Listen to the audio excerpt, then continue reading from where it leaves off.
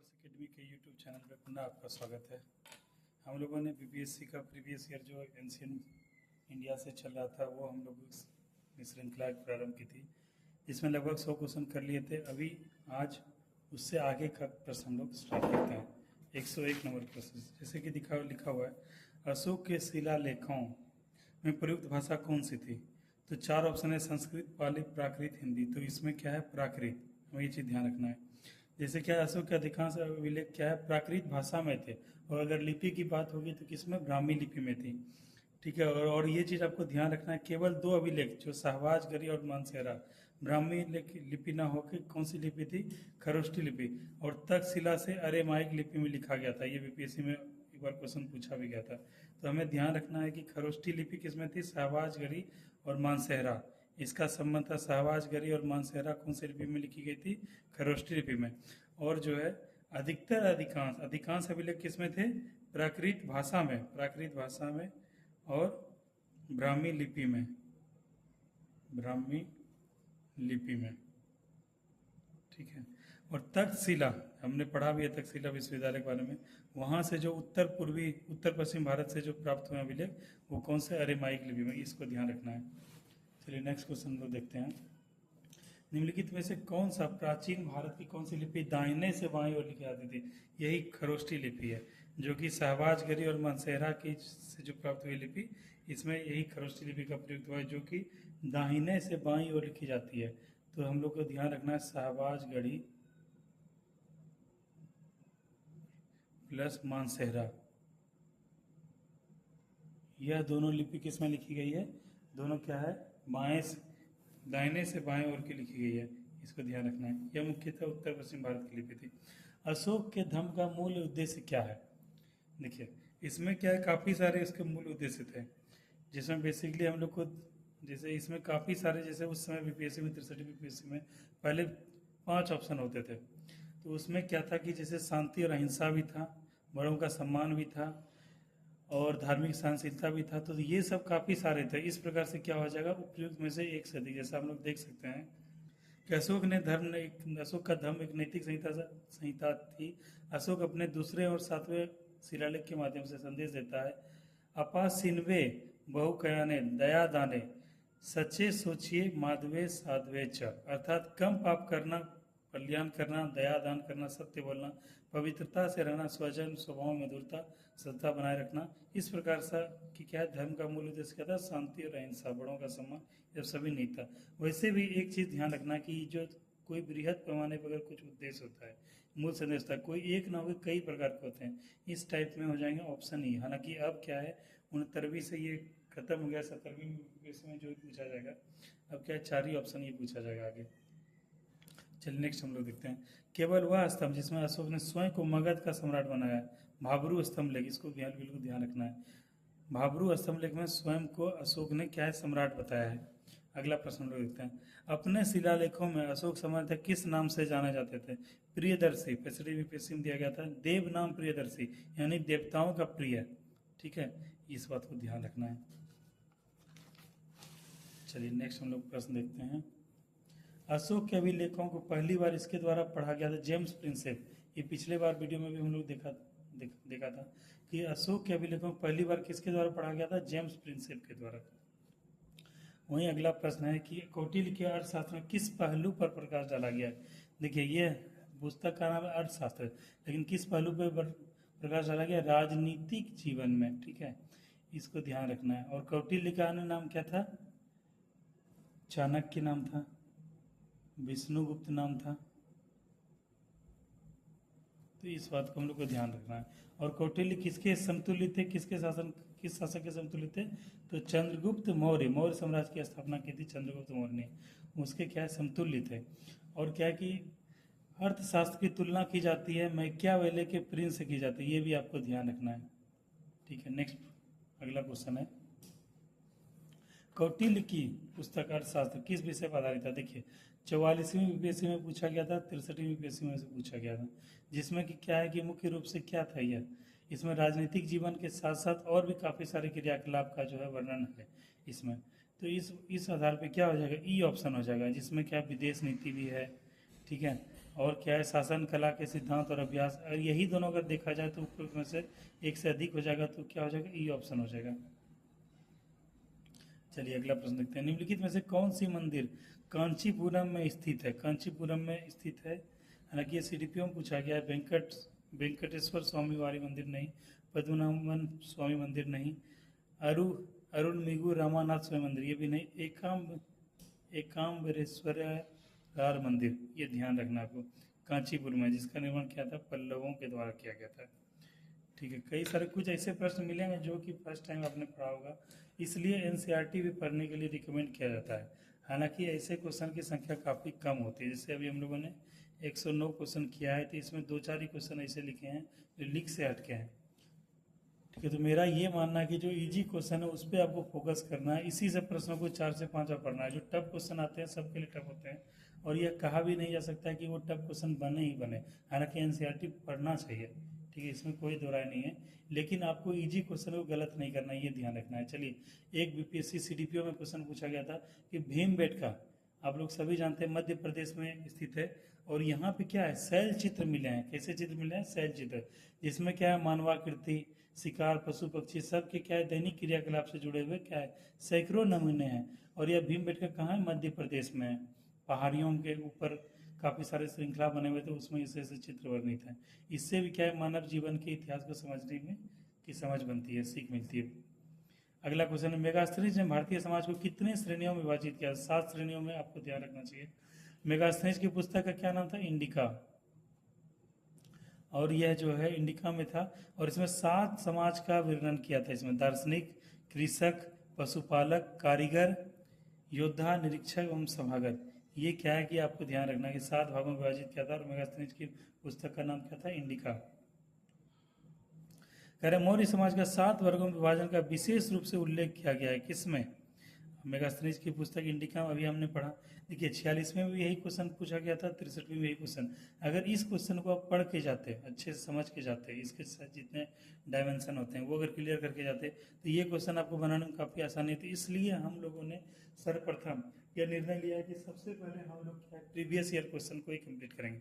इससे क्या है, एक बीपीएससी का समझ भी बनेगा, क्वेश्चन कैसा पूछा था ये भी समझ में आएगा, और क्या है कि क्या प्रीवियस ईयर टाइप के क्वेश्चन रिपीट होते हैं ये भी समझ में आएगा। इसलिए हम लोग पहले प्रीवियस ईयर की श्रृंखला में अभी क्या है, इतिहास को एंशियंट हिस्ट्री हम लोग कर रहे हैं।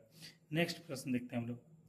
इतिहास के प्राचीन और मध्ययुगीन काल के राजाओं और उनके द्वारा लिखी गई रचनाओं का सही मिलान किस युग में किया गया है? जैसे क्या है कि कृष्णदेव राय, ठीक है, कृष्णदेव राय है, महेंद्र वर्मन है, भोजदेव है, महत्वविलास। तो इसमें यह ध्यान रखना है कि महेंद्र वर्मन द्वारा लिखा गया था मत्तविलास प्रहसन। एक बार क्लास में हमने पढ़ाया भी था कि महेंद्र म से मत्तविलास। ठीक है, इस प्रकार से यह क्या है, इस प्रकार से सही युग में जो है ये वाला होगा, आंसर होगा। और आमुक्त माल्यादा के बारे में आपने पढ़ा, या आमुक्त माल्यादा कौन के रचनाकार कौन थे? कृष्णदेव राय। और मत्तविलास प्रसन्न के महेंद्र वर्मन। और उसके बाद मानसोल्लास के सोमेश्वर। ये है क्वेश्चन। नेक्स्ट हम लोग प्रश्न देखते हैं, पेरिप्लस ऑफ इरिथ्रियन सी किसने लिखी थी? ये क्वेश्चन बीपीएससी में आया था 64वें। उस समय क्या है कि क्वेश्चन काफ़ी कंफ्यूज भी कहता है, ये अज्ञात लेखक है जिसके बारे में अभी तक जानकारी नहीं है। जैसे पेरिप्लस ऑफ इरिथ्रियन सी, एक क्या ग्रीको रोमन पेरिप्लस जो है यह रोमन मिस्र बंदरगाहों के नेविगेशन और व्यापार के अवसरों का वर्णन करता है। इससे क्या है कि अनाम नाविक के द्वारा क्या है लिखा गया था। इसमें भारत से आयात निर्यात की जाने वाली वस्तुओं का उल्लेख था। तो ध्यान रखना है, पेरिप्लस ऑफ इरिथ्रियन सी के लेखक कौन थे? एक अज्ञात थे। ठीक है, अगला प्रश्न देखते हैं। वह स्रोत जिसमें पाटलिपुत्रा के प्रशासन का वर्णन उपलब्ध है। इंडिका हम लोगों ने पढ़ा था, पाटलिपुत्रा का चर्चा था। और इंडिका की रचना किसने की थी? मेगास्थनीज ने। और इसने भारतीय समाज को कितने भागों में वर्णित किया था? 7 भाग में, 7 भाग में। ठीक है, और मेगास्थनीज के बारे में इतना ध्यान रखना है हम लोग को। चलिए नेक्स्ट क्वेश्चन देखते हैं, पाटलिपुत्रा को किस शासक ने सर्वप्रथम अपनी राजधानी बनाई? तो पाटलिपुत्रा चंद्रगुप्त मौर्य ने बनाया था। हालांकि ये चीज़ ध्यान रखना है कि यह जो है उदयन ने जो है इसका किया था। हालांकि चंद्रगुप्त मौर्य के समय राजगिरी था, गिरिप्रस्थ था, इसमें ऑप्शन नहीं है, और 42वीं बीपीएससी में पूछा गया था। यही अगर 68वीं 69वीं बीपीएससी तक ये रहता तो वहाँ पे ई आप मार के आ सकते थे, क्योंकि सर्वप्रथम राजधानी किसने बनाया था? उद्यान ने। चलिए अगला प्रश्न हम लोग देखते हैं। इनमें से किसने सर्वप्रथम व्यापक पैमाने पर स्वर्ण मुद्रा प्रचलित किया था? भीम कडफेसस, ये जो है कुषाण वंश से संबंधित थे। स्वर्ण मुद्रा जो है सर्वप्रथम व्यापक पैमाने पर कौन प्रचलित किया था? भीम कडफेसस। कुषाण शासकों द्वारा व्यापक पैमाने पर स्वर्ण मुद्रा का प्रचलन प्रारंभ करना भारतीय उपमहाद्वीप में सबसे महत्वपूर्ण योगदान था। कुषाण शासक भीम कडफेसस को स्वर्ण मुद्राओं का प्रचलन का श्रेय दिया जाता है। तो क्वेश्चन आएगा कि जो है स्वर्ण मुद्रा का व्यापक पैमाने पर प्रचलन कौन प्रारंभ किया? कुषाण। और कुषाण के सबसे महान शासक कौन थे? कनिष्क। और यहीं पे हम लोगों ने ये पढ़ा था, कल भी पढ़ा था, कि जो इसी के समय में चतुर्थ बौद्ध समिति का आयोजन हुआ था, जिसमें वसुमित्र ने अध्यक्षता की थी, अशोक घोष ने उपाध्यक्षता की थी, और बौद्ध धर्म दो भागों में हीनयान महायान में विभाजित हो गया था। देखिए कला की गंधार शैली, कल भी हमने पढ़ा था, परसों भी। यह किसके समय फली फूली थी? कुषाणों के समय। ठीक है, ये चीज आपको ध्यान रखना है। इनमें से किस शासक ने चतुर्थ बौद्ध संगति कश्मीर में? देखिए अभी जस्ट हमने अभी ये क्वेश्चन पढ़ा था यहाँ पे, इस क्वेश्चन को पढ़ के ये वाला पढ़ा था, और ये देखिए क्वेश्चन हो गया, आ गया। तो कनिष्क के शासनकाल में चतुर्थ बौद्ध संगति का आयोजन हुआ था। प्रद्योत कहाँ का राजा था? अवंती का राजा था। ठीक है, चंद्रप्रद्योत। चलिए इसी में अवंती की अगर राजधानी की बात करें तो उत्तरी जो है अवंती की राजधानी क्या थी? उज्जैनी। और दक्षिणी अवंती की राजधानी कहाँ थी? महिष्मती। ध्यान रखना आपको। ह्यून राजा तोरमान किस ओलिगर राजा के द्वारा पराजित किया गया था? तो प्रकाश वर्मन के द्वारा। देखिए आप देख रहे होंगे सीडीपीओ में कुछ अंदर घुस घुस से क्वेश्चन पूछा गया है, जिसमें क्या है कि सिंपल क्वेश्चन नहीं पूछा गया है। ठीक है, और लेकिन नॉर्मल जो बीपीएससी सिविल सेवा के लिए जो आयोजित किए जाते हैं एग्जाम, उसमें क्या है काफ़ी इजी टाइप से क्वेश्चन पूछे जा रहे हैं, रिपीट टाइप से क्वेश्चन भी पूछे जा रहे हैं। चलिए नेक्स्ट हम लोग प्रश्न देखते हैं। तंजावुर में बृहदेश्वर मंदिर का निर्माण किसके द्वारा किया था? राजराज प्रथम के द्वारा किया गया था, आपको याद रखना है। तंजावुर में बृहदेश्वर मंदिर, वीवीआई, बहुत इंपॉर्टेंट क्वेश्चन है, राजराज प्रथम के द्वारा किया गया था। और जैसे क्या कि नागर शैली, वेसर शैली, द्रविड़ शैली, तीन शैली के बारे में हम लोग पढ़ा है। दक्षिण भारत में मुख्य रूप से जितने मंदिरों का निर्माण हुआ था वह द्रविड़ शैली से संबंधित था, ये भी ध्यान रखना आपको। ठीक है, तो बृहदेश्वर मंदिर कहाँ स्थित है? तंजावुर में। और बृहदेश्वर मंदिर का निर्माण कौन किया था? राजराज प्रथम। और राजराज प्रथम किस वंश का शासक था? चोल वंश का। चेर चोल पांडे आपने पढ़ा होगा। चलिए नेक्स्ट हम लोग देखते हैं। निम्नलिखित अभिलेखों में से किसमें विधवा दहन का उदाहरण उल्लेखित है? तो इसमें भानुगुप्त का एरन स्तंभ लेख, एरन स्तंभ लेख याद रखना है। अगला प्रश्न है, शुंग वंश के बाद किस वंश ने भारत पर राज किया? शुंग के बाद कण्व आए थे, आपको ध्यान होगा। शुंग वंश की स्थापना कौन किए थे? पुष्यमित्र शुंग। ठीक है, और उसके बाद जो सॉरी यहाँ कण्व यहाँ पर है, तो किस वंश ने शासन किया था? कण्व वंश ने। अगला प्रश्न, राजा खारवेल का नाम जुड़ा हुआ है किससे? कल भी हम लोगों ने देखा था, हाथी गुम्फा अभिलेख के साथ किसका जुड़ा हुआ? राजा खारवेल का नाम।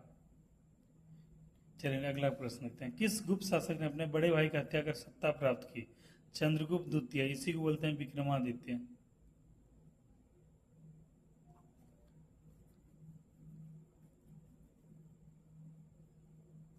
अगला प्रश्न है, नगरों का क्रमिक पतन किस काल की एक महत्वपूर्ण विशेषता थी? गुप्त काल की एक प्रमुख विशेषता थी, क्योंकि अंतिम रूप से पतन के पश्चात जो है गुप्त काल का पतन हो गया था। ठीक है, और यही इसी को स्वर्ण युग कहा था, स्वर्ण काल कहा जाता था, क्योंकि कला एवं साहित्य का काफी विकास हुआ था, कला व साहित्य का।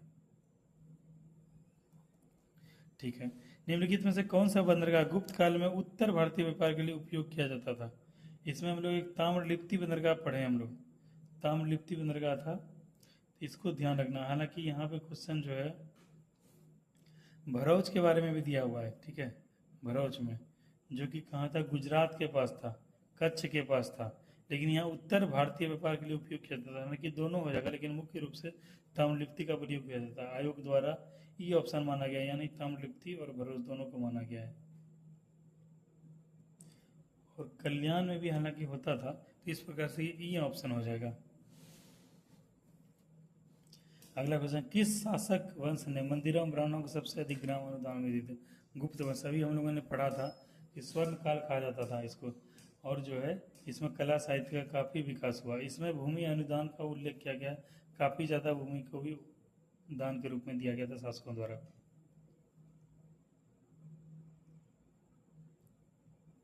अगला प्रश्न, गुप्त युग में भूमि राजस्व की दर क्या थी? उपज का 6वां भाग था। कितना था? उपज का 6वां भाग था। भागवत संप्रदाय के विकास में किसकी देन अत्यधिक थी? तो गुप्तों की। गुप्त में हम लोग देखे हैं कि परम भागवत उपाधि वर लिए थे, विक्रमादित्य वर लिए थे, और यहाँ पे गुप्तों का जो है वाहन का राज चिन्ह क्या था? गरुड़ था। इस प्रकार से हम लोग ध्यान करेंगे कि जो है विकास जो है संप्रदाय में, विकास में किसकी देन अत्यधिक थी? भागवत संप्रदाय में, तो गुप्त वंश की थी।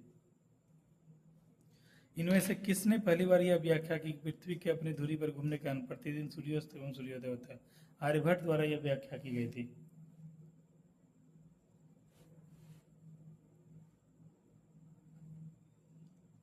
चलिए अगला प्रश्न देखते हैं, इनमें से कौन गुप्त काल में औषधि के क्षेत्र में अपने कार्यों के लिए जाने जाते हैं?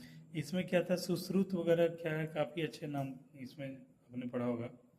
शैली क्रिया का जनक भी कहा जाता है, और जो है सुश्रुत के साथ साथ शूद्रक भी थे। इस प्रकार से ये हो जाएगा ई। तो गुप्त काल के ये दोनों क्या थे? प्रसिद्ध क्या थे? ई थी, उद्योग औषधि के क्षेत्र में विख्यात थे।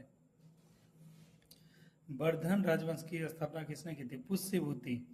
पुष्यभूति के 2 बेटे थे, एक हर्षवर्धन थे जिसने आगे चल के कन्नौज लिया, और इसकी एक बहन भी थी। तो ये वाला प्रश्न आता है, तो पुष्यभूति वंश से संबंधित थे। तो ये चीज हर्षवर्धन के बारे में ध्यान रखना, इनके पिता थे पुष्यभूति, और यही जो है वर्धन राजवंश का स्थापना किया था। चीनी यात्री वेन संग किस विद्यालय में अध्ययन करने के लिए कल हम लोगों ने पढ़ा था? नालंदा विश्वविद्यालय। और ये किसके काल में आता? वेन संग के काल में आता।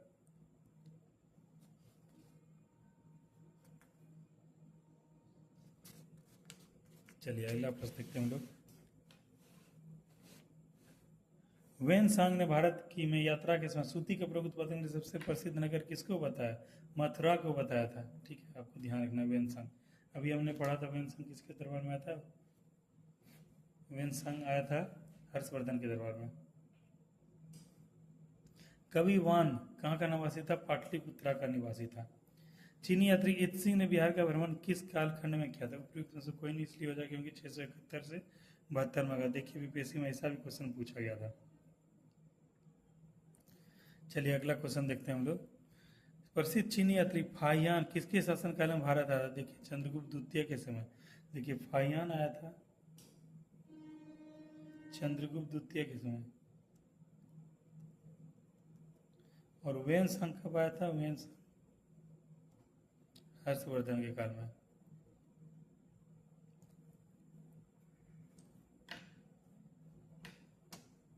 नालंदा विश्वविद्यालय के संस्थापक कौन थे? गुप्त वंश के शासक थे कुमार गुप्त। ठीक है, इन्होंने नालंदा विश्वविद्यालय की स्थापना की थी। वहीं विक्रमशिला विश्वविद्यालय की बात आ जाए तो धर्मपाल द्वारा स्थापना की गई थी। अगला प्रश्न है, नालंदा विश्वविद्यालय के विनाश के कारण कौन थे? हालांकि इसमें यह कुछ विवादित था क्योंकि इसमें मुसलमान ऑप्शन दिया हुआ था, जबकि असल रूप में बख्तियार खिलजी के द्वारा क्या किया गया था? इसको नष्ट कर दिया गया था। चलिए देखिए अगला क्वेश्चन पूछा गया, विक्रमशिला विश्वविद्यालय किसके द्वारा स्थापित किया गया था? धर्मपाल के द्वारा। 770 से 810 इनका कार्यकाल था। और यह कहलगांव के आसपास अंतिजय गांव में स्थित है। यहाँ पे क्या था?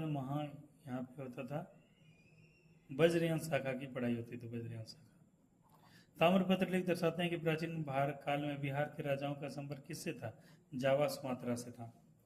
अगला प्रश्न है, स्वर्ण भूमि का वह राजा कौन था जिसने नालंदा में एक बौद्ध विहार की स्थापना की तथा उसके रखरखाव हेतु अपने दूत द्वारा देवपाल से 5 गांव दान में देने के लिए प्रार्थना की थी? ये थे बालपुत्र देव।